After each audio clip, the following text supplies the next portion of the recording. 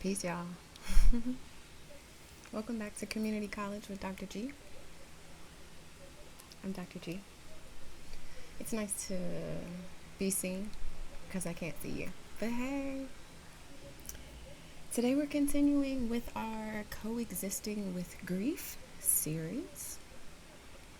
In this series, we just talk about all of the things that are related to grief. There's a few videos that have already been recorded. You can check out the Coexisting with Grief playlist to see what other videos I've created, come back later and find some more. You can also look through the rest of my page to see what other videos I've made related to psychology and how it applies to our life and how we can use the science and reality to create sustainable mental wellness practices for ourselves. Grief. I smile when I talk about grief.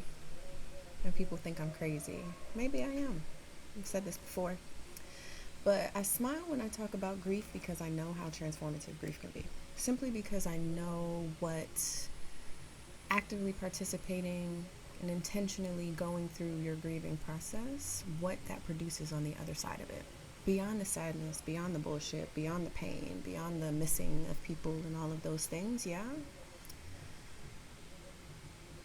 There's so much good stuff that happens internally that then gets expressed to the world and just allows us to live a life that we didn't imagine. And my passion, purpose, job, career choice, all of those things, life, is dedicated to helping people figure this shit out. I studied many years figuring stuff out. I don't know it all, but based on my experience with myself, my experience in supporting clients through grief and transition, and my experience as a grief counselor and as a psychology professor and as a person who studied psychology their entire life, minus like 13 years. I think I know what I'm talking about a little bit. Not assuming that I know everything, but I know some stuff and I'm here to share it with you. Okay. So today's a video lesson discussion lecture is so silly, is about how everybody grieves differently, right? What grief looks like to many different people. I want us to understand the spectrum of what it looks like to cope with loss, right? In a previous video, we defined a bunch of stuff. We defined grief, we defined bereavement, we defined loss, and all of that stuff. And the period of bereavement, or bereavement, is the period of getting accustomed to life without something that you've had before, right?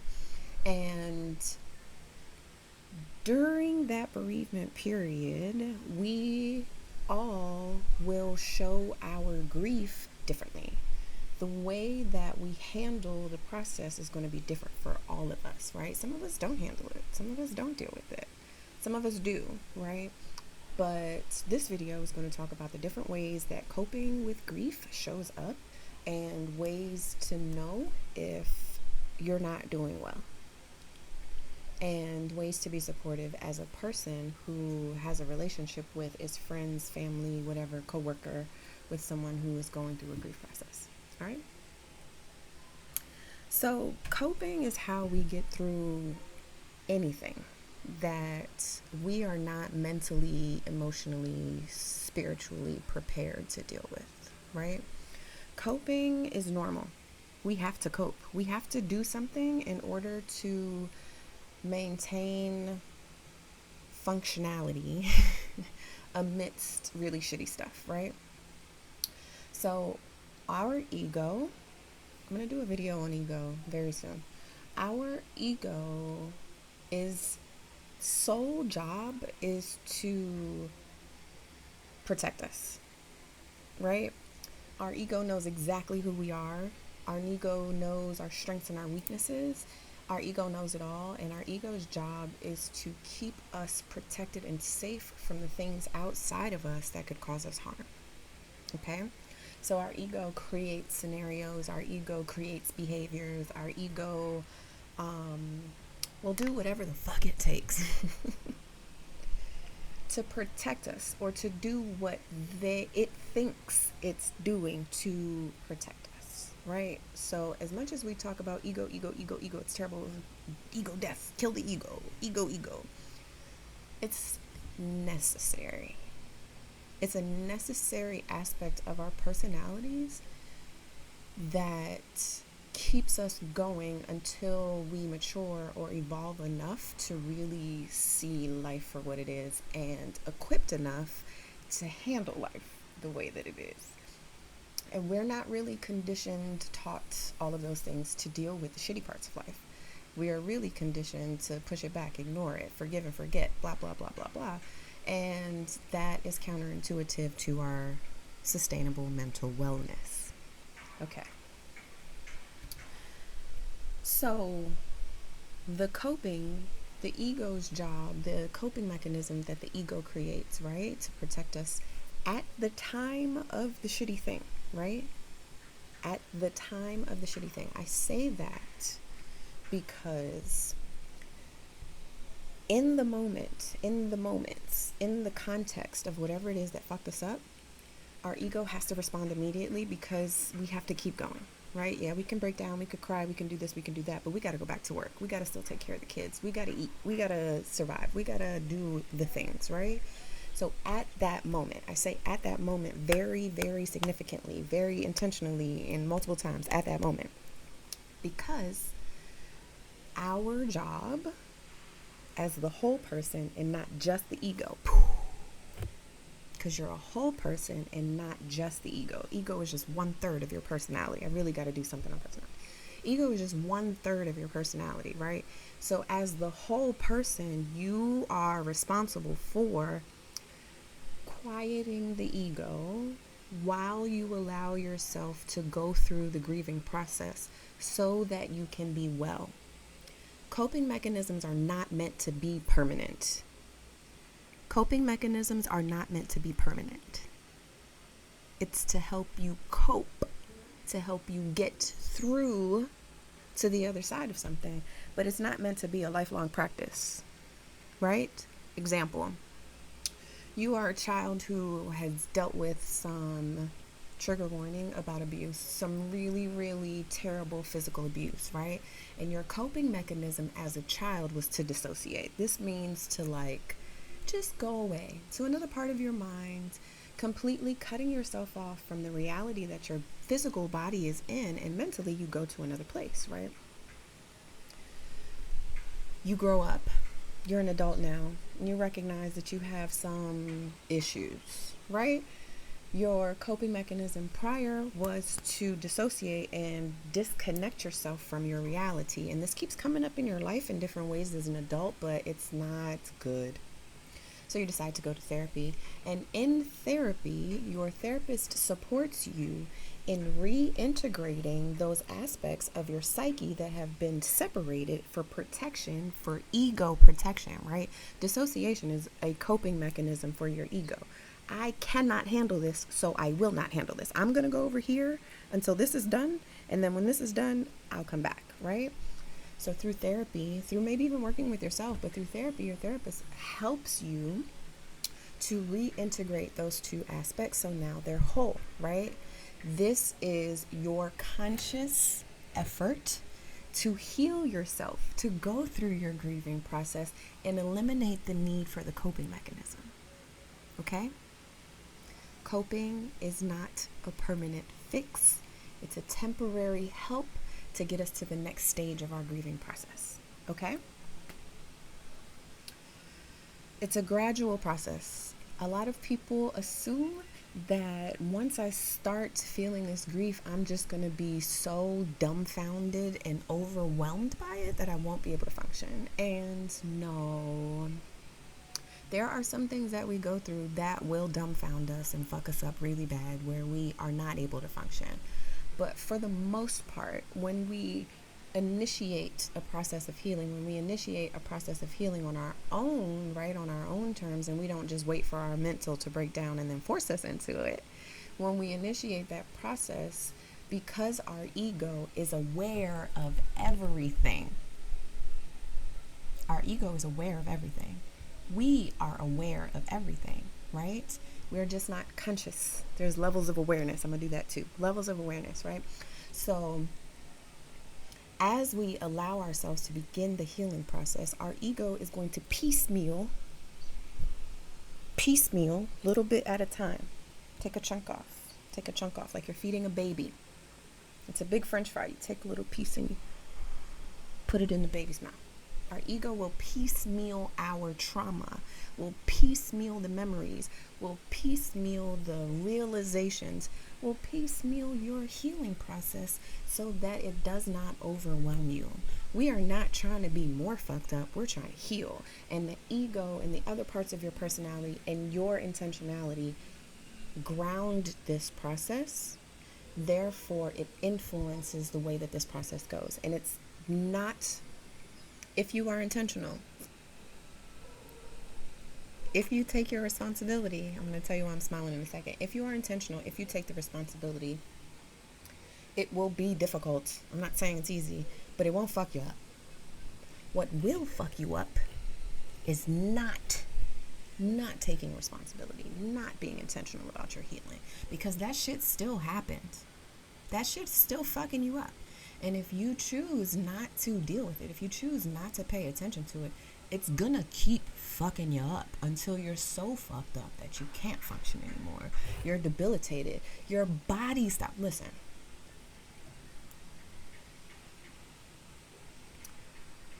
I personally know one person. Well, I've met both of them, but I know one personally. This is a family member, and this other is a psychiatrist that I met at a conference. And both of these people had very terrible grief experiences, huge losses. One was a mother, but a mother after having piled up losing a couple of siblings in the course of like 3 years, right? This is a grown person. The second is another grown person. This person lost their spouse, right? A few years into avoiding the grieving process, the person that I'm talking about that lost their spouse eventually lost the use of their legs without any medical explanation. There was no medical explanation for this person's legs not working anymore. A little more context. This is a busybody. This is a person that, despite retirement, is active in church organizations, university organizations, community organizations, has a very, very active social life. Is going here, is going there, is doing this, is always busy, always going. The leg stopped. So what the fuck you gonna do now? You can't go nowhere. Your body will sit you the fuck down to do what you need to do for your psyche. I'm telling you this. The second man, same thing happened. When he found out that his mother died, and it was like the straw that broke the camel's back, having lost 3, 4 something siblings in the last couple of years. He said he sat down one day, and when he heard the news, he sat down in his favorite chair and like didn't cry, but was just like, damn, like was overwhelmed, right? Was overwhelmed. And he couldn't get back up from his chair. He was in a wheelchair. This is a psychiatrist, a physician, okay? He was in a wheelchair for a number of years. And then something triggered. He was sitting in his chair watching TV, he said. And something on a show that he was watching or something in the news, whatever it was, it made him emotional and he started crying. And when he started crying, he cried all of the tears, or many, not all, I'm sure, but many of the tears that came along with the grief of losing those siblings and then eventually losing his mother. And after he cried, guess what? He got up out the chair. Coping mechanisms are not meant to be permanent. If you do not take the responsibility and initiate your own grieving and healing process, your body will do it for you. It will literally shut the fuck down, so you cannot do the things that you normally do, and you're forced to sit in your shit and deal with it. We're gonna talk about sitting in shit in another video. I'm on fire, y'all. Something happened to me in the month of November of 2023, no matter when you're looking at this video, that has changed me. Anyway, for the better. Okay, let's do this. It's okay. You guys will just see the sun today. It's beautiful. And I see a rainbow. I don't know if that'll come out in the video, but that's just beautiful. It's on my chest. It's coming from my heart too. Ow. No, I'm not a serious person until I'm serious, but you know what I mean. Okay. Anyway, so grief, please. Okay. Processing narcissist grief. Right. It's very problematic for us to continue to rely on coping strategies that are not meant to be perfect. I'm permanent. I know that I've said this multiple times, but please hear me when I say it. What are some coping mechanisms? First of all, if a person has a tremendous loss and they do not display anything different, be worried for that person. Like, there's no sadness, there's no change in behavior, there's no additional things that are added or some things that they don't do anymore. Everything is maintained its status quo despite a tremendous loss. Stick by that person and support them in getting help, because that is very problematic.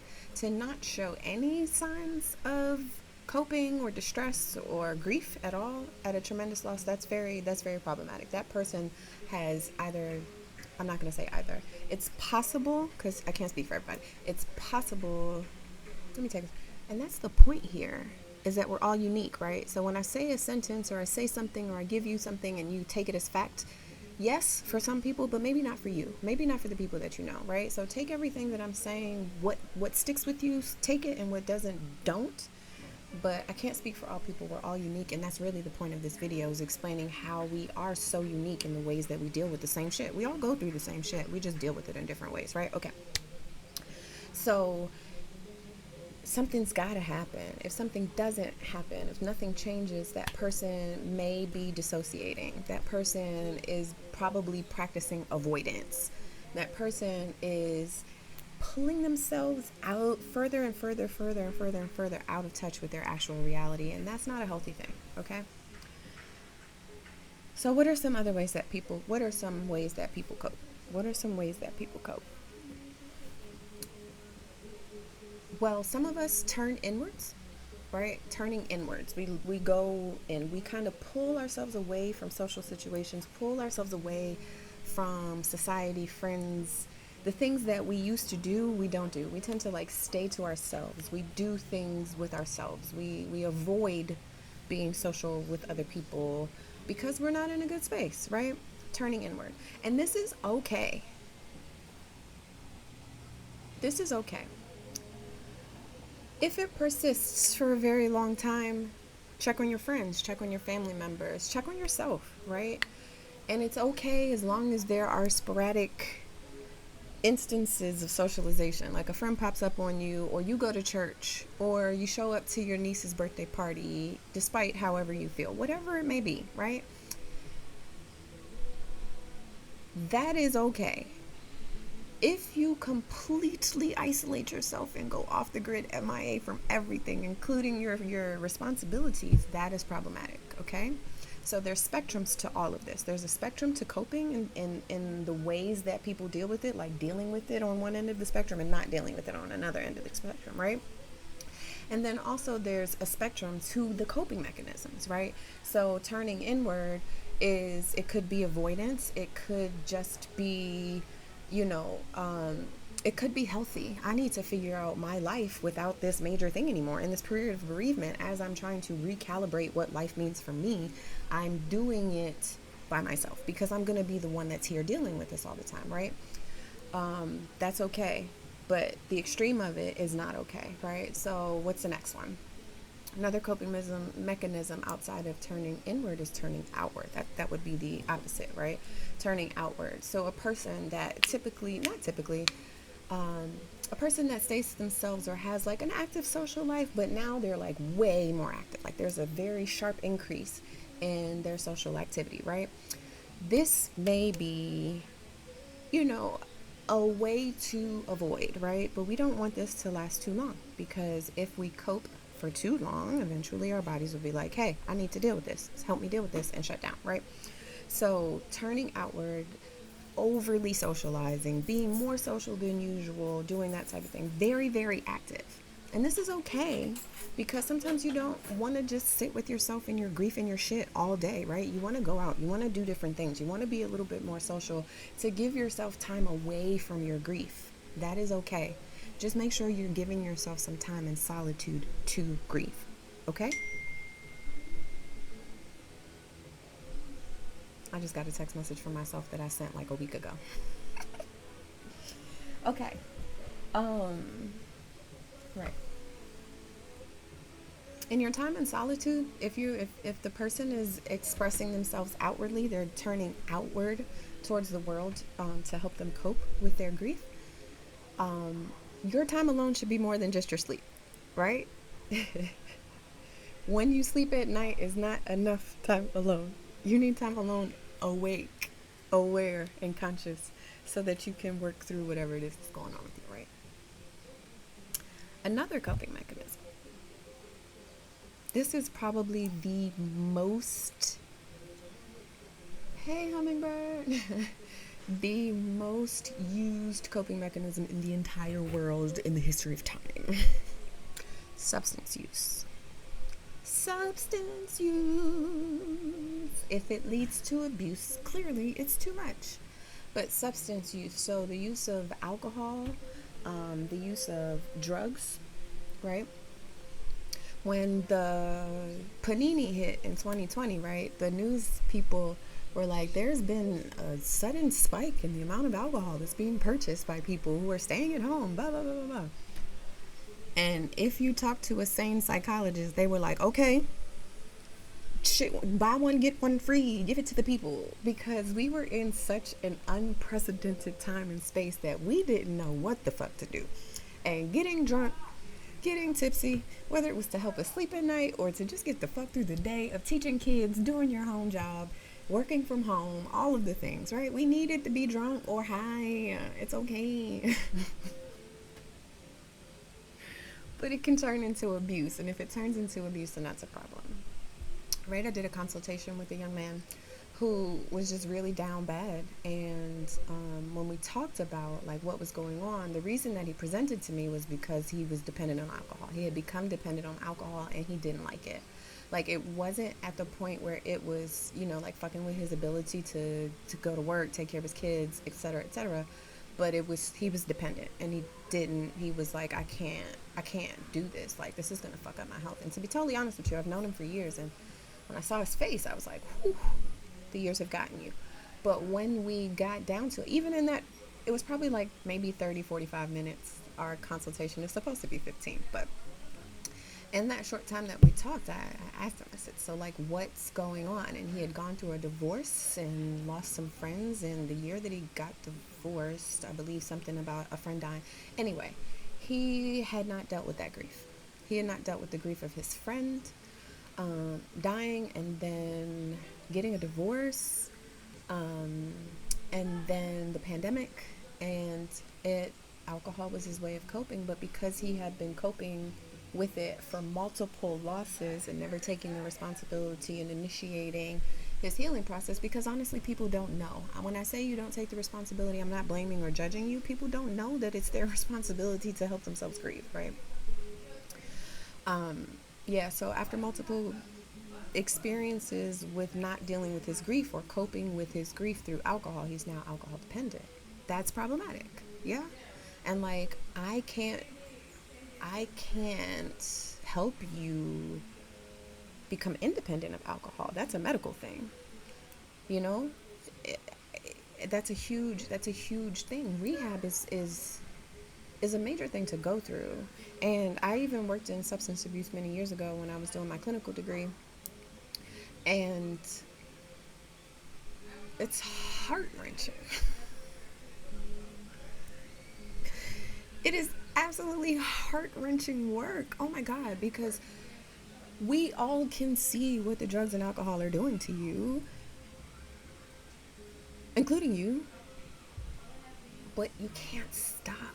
Sometimes because you're physically addicted, but most times because you're psychologically addicted to avoiding pain, to coping with shit, And it's because maybe you don't believe that you're capable enough of dealing with it, and it's much easier to be high or drunk than to be sad. That's a fact, though. That's bars. That's a fact. But most of the cases of substance abuse that I dealt with, from teenagers all the way up to people in their 60s, right? It all stemmed from grief. It all stemmed from some shitty fucking thing that happened to them that they did not deal with, weren't capable of dealing with, didn't know that they needed to deal with. And yeah, before I go too far with this, but substance use is okay for coping. But remember, coping is not a permanent strategy. Coping is a temporary thing, and you have to eventually deal with the shit. And if you don't, and you turn to substances as your way of coping, eventually a use can turn into abuse. And then now you've got a whole nother layer of shit to deal with in your healing process. And perhaps that's your journey. I'm not judging you ever, ever, ever, ever, ever. Perhaps that's a part of your journey, but pay attention to the signs in yourself and pay attention to the signs in your friends. Okay? Going backwards. This is called regression, according to Freud. Going backwards. Regression is a coping mechanism that when we are faced with something in our reality that is forcing us to change in a way that we are not prepared or willing to change, we tend to go backwards, right? We go towards familiar things when we are in unfamiliar situations. And these aren't always bad things, but these aren't always good things. I remember when my grandmother was in the hospital and she was dying. She wasn't coming back. Yeah. She really is the whole reason why I got into this grief shit, and I really love you for that. And it's her birthday on the clock, 122. Shout out to Granny. Hey. Yeah, sorry, regression, going backwards. So when my grandmother was in the hospital and she was on her last couple of days or whatever, I started coloring. I went and bought a coloring book and a pack of colored pencils, and I would sit in the hospital and I would just color. I would color. And I don't know exactly what prompted me to do that, but I'm pretty sure that coloring was a coping mechanism that I used when I was a kid, right? Coloring was a way for me to feel good, for me to be creative, for me to express myself. And as an adult in a fucked up situation, although I was like absolutely logically prepared, mentally prepared for my grandmother's passing, emotionally I wasn't, right? Or maybe I was, but it's still a shitty thing to lose your grandmother. We lived together for many years, like, damn. And so I started coloring. And I remember my mother being very embarrassed when some people came to visit my grandmother in the hospital, and I was sitting there just coloring. A grown person with a coloring book and some colored pencils, getting a PhD. But I still color to this day. It's fucking therapeutic for me, right?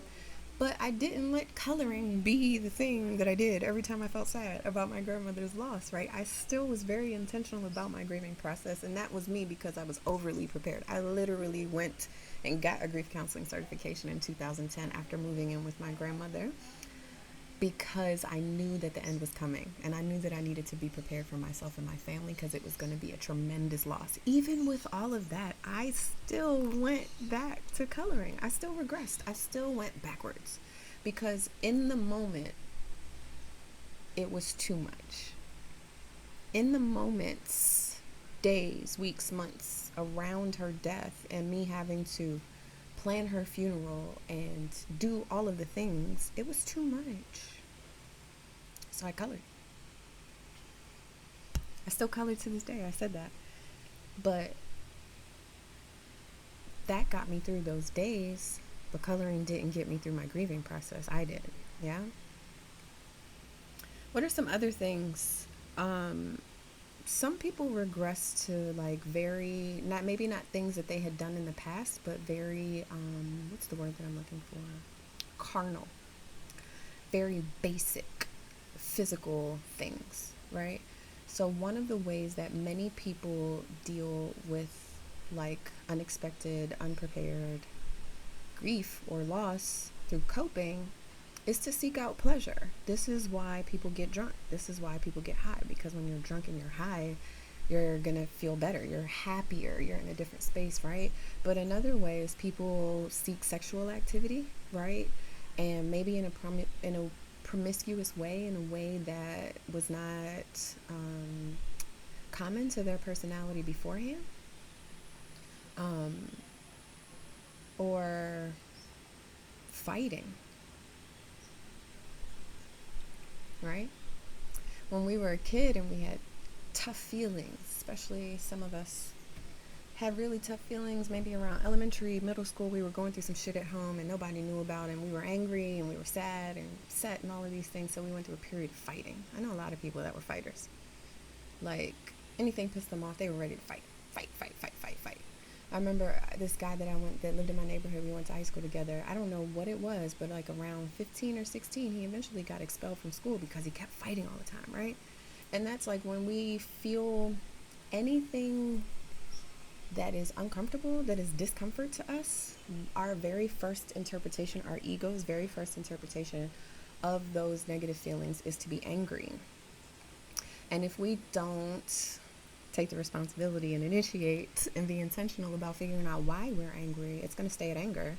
And oftentimes that leads to violence. So if you see somebody who is engaging in fights, starting fights, going around like just being mean and ignorant and looking for ways to feel, ways to feel, ways to feel.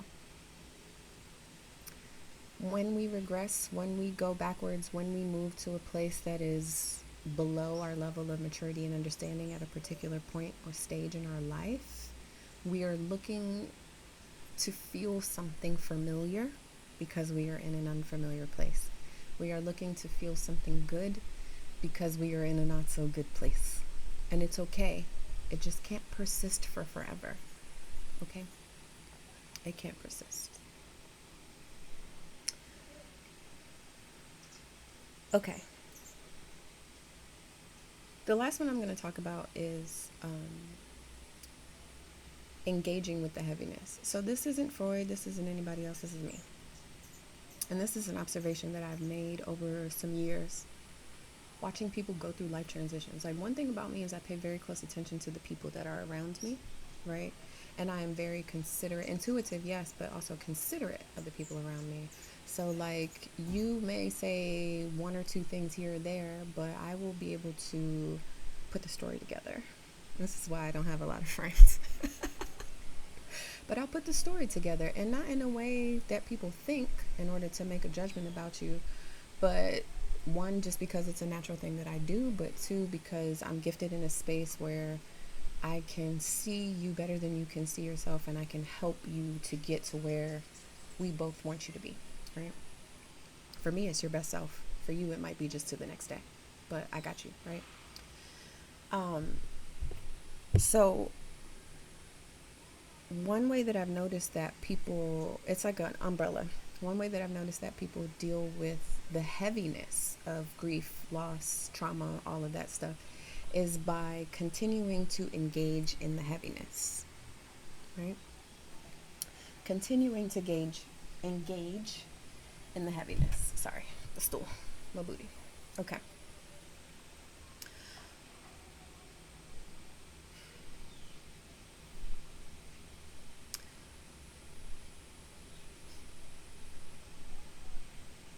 I don't know why I feel like crying right now. Somebody's coming to me. I don't have time. I'm doing a video right now. Give me a second. Okay. So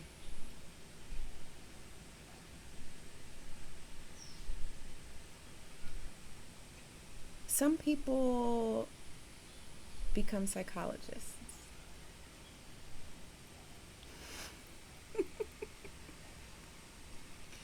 So that they can support other people through grief. So that they can support other people through their transitions, so that they can focus their energy on fixing other people rather than fixing themselves. I'm gonna be honest with you. I think my initial impetus to become a psychologist stemmed from that space, but more so from a space where I wanted them to be better, because I knew something had to be wrong with them for hurting me. Yeah? But yeah, there are people who go into these really heavy spaces, and it's like it's not healthy. One of the ways this happens, like, so we talked about substance abuse a little bit earlier, and one of the things that we see is often is people who have gone through 12-step programs, who have gone through recovery, are in recovery, right? They go back into substance abuse spaces and offer their help, which is it's fucking amazing. It's amazing because, like, who better to help someone dealing with substance abuse than another person who has dealt with substance abuse, who's claimed victory over it, right? But in some of those contexts, those people are continuing to engage in the heaviness of substance abuse without actually substance abusing themselves, right? So it's like a way to keep in the seedy mix of it without, like, engaging in the behavior that you know is actually detrimental to you, but you are still invoking all of the feelings and emotions and other shit that goes along with the substance abuse by living this journey over and over and over and over and over and over and over and over and over and over and over again, endlessly if you wanted to, right? That's one way that people engage with the heaviness. Another less obvious, well, that's not very obvious, I don't know what the word is, but another way that people engage in the heaviness of grief without actually dealing with the grief, right? They feel these heavy feelings and they know that they need to release them, but they don't want to do it mentally, so they do it physically. Getting tattoos.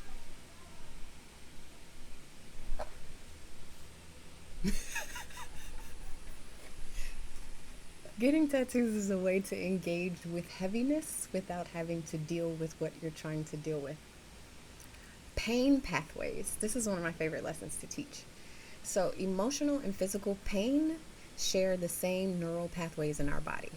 So, if I get my heart broken, the pain that the spiritual, emotional, whatever pain, psychological pain that I feel from getting my heart broken by somebody is gonna follow the same exact pathway as if somebody had punched me in my chest. Okay? So mental pain, emotional pain, and physical pain follow the same neural pathways.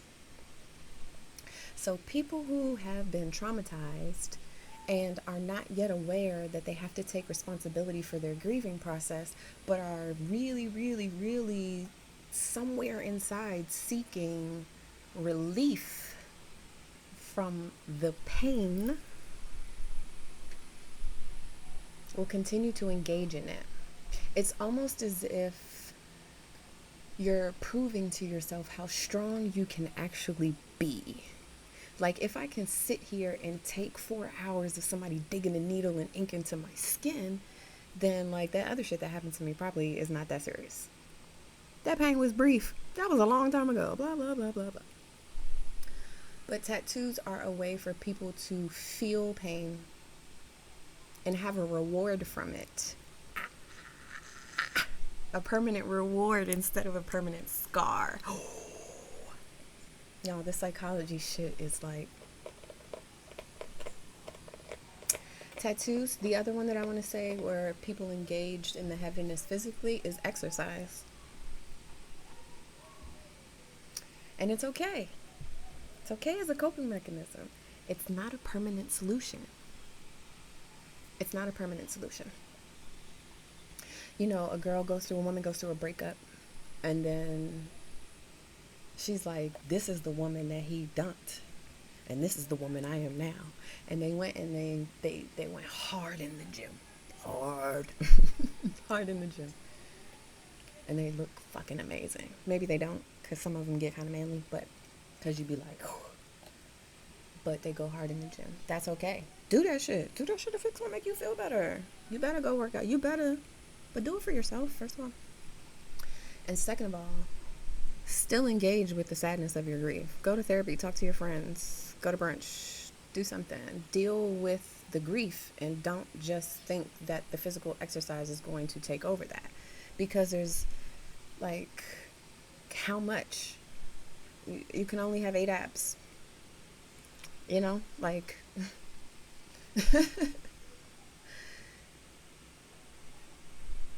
these are all ways that we avoid the mental and emotional aspects of our loss and our grief. These are ways that we all cope.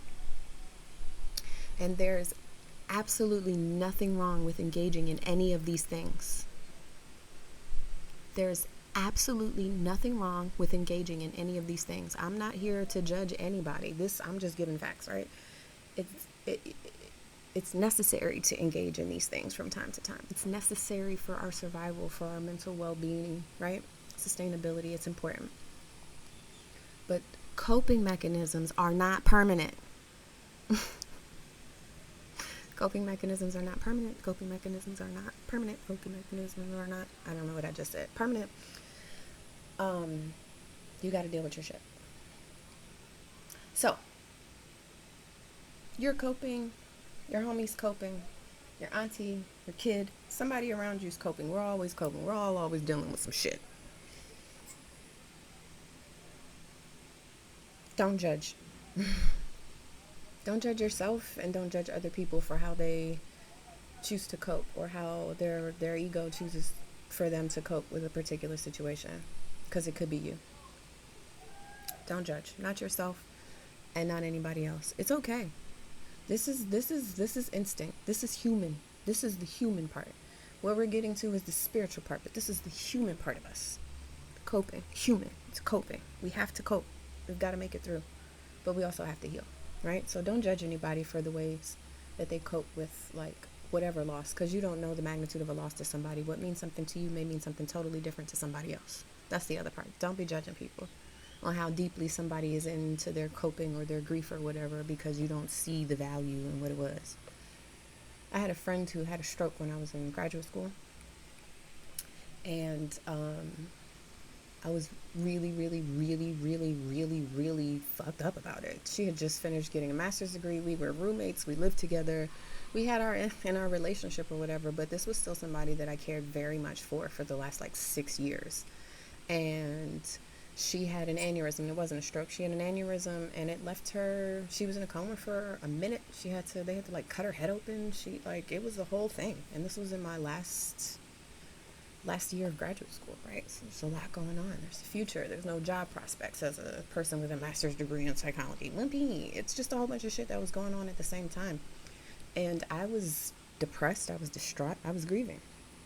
And my partner at the time was like, at least your friend's still alive. My homies died. And that, I'll never forget that, because that was like the worst shit that anybody could have said to anybody while they were grieving, while I understood where he was coming from. Like, don't say that shit. Don't say that to somebody that's grieving, because you don't know what the fuck people are going through. You don't know how attached people are to things. You don't know how other people feel. And just because you don't give a fuck, okay, good for you, move on. But leave the people that give a fuck alone. Tron.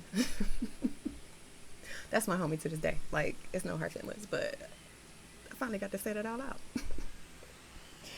Do monitor your people and yourself. Okay, don't judge, but do monitor. Pay attention. Pay attention.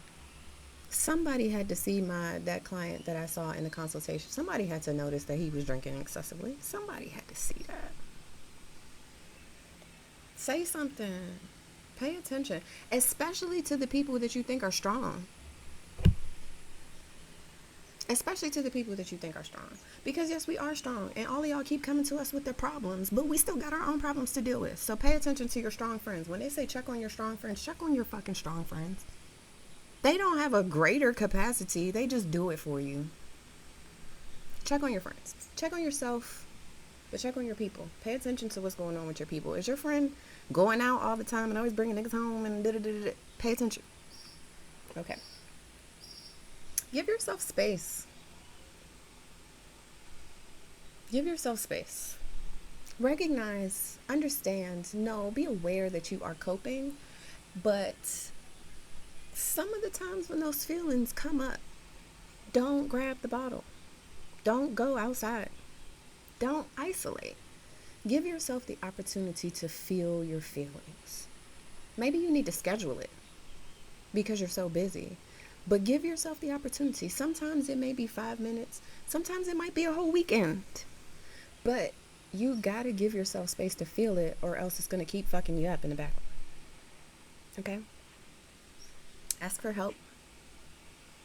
Ask for help.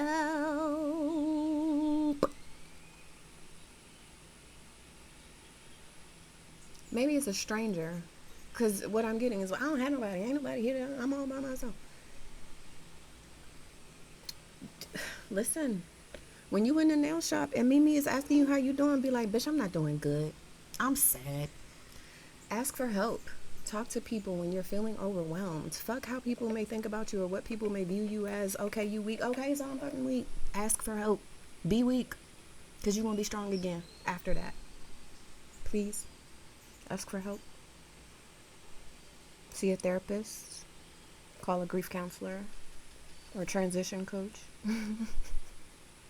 Link in bio. No, I'm joking.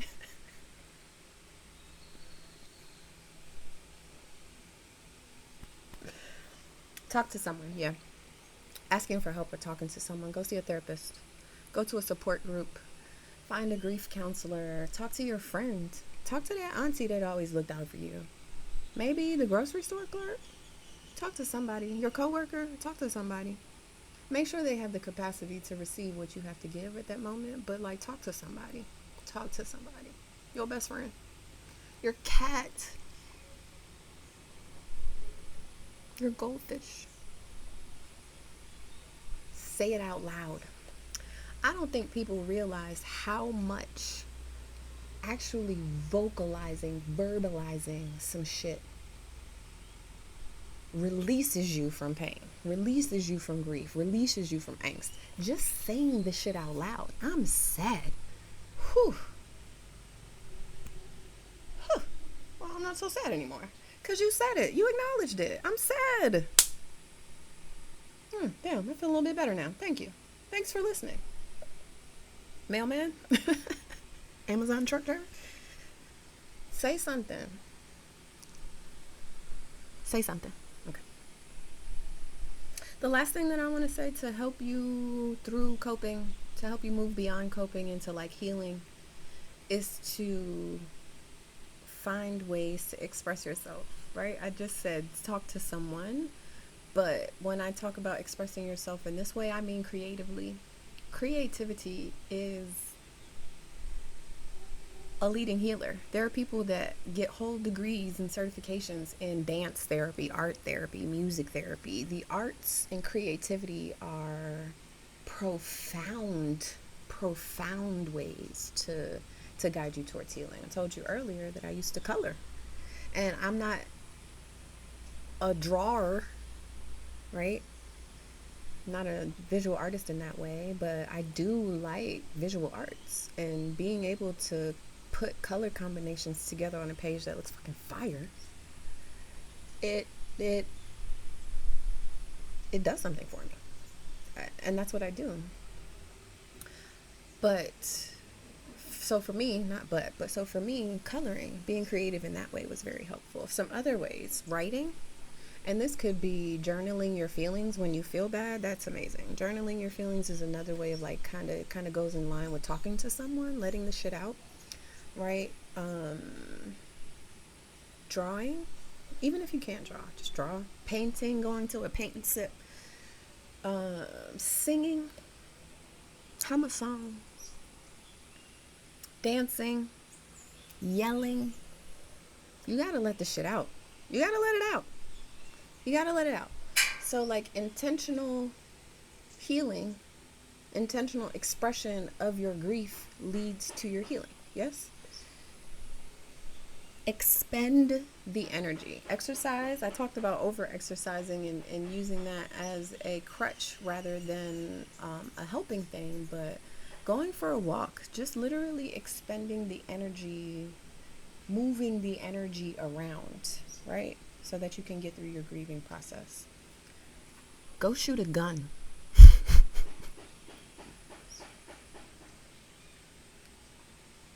If you're anti-gun, go to laser tag and shoot somebody. Like, I don't know.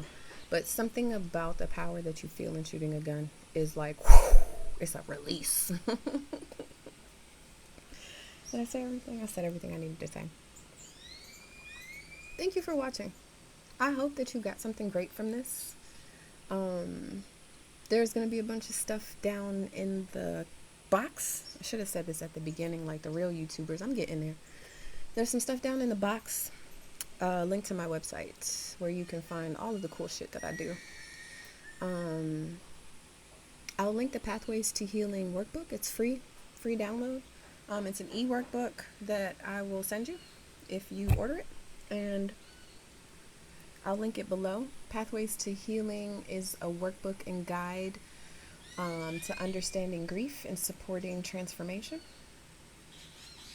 The very first section is called Healing is a Grief Process. I'm very serious about this shit. I wrote that back in 2021.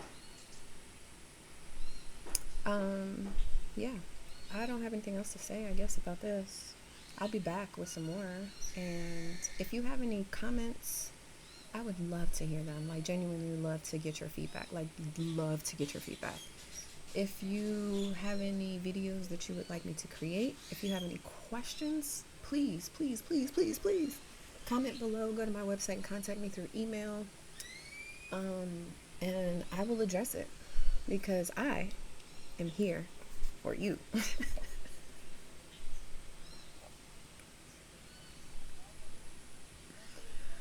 I don't think I'll ever be serious. I'm sorry. I love y'all.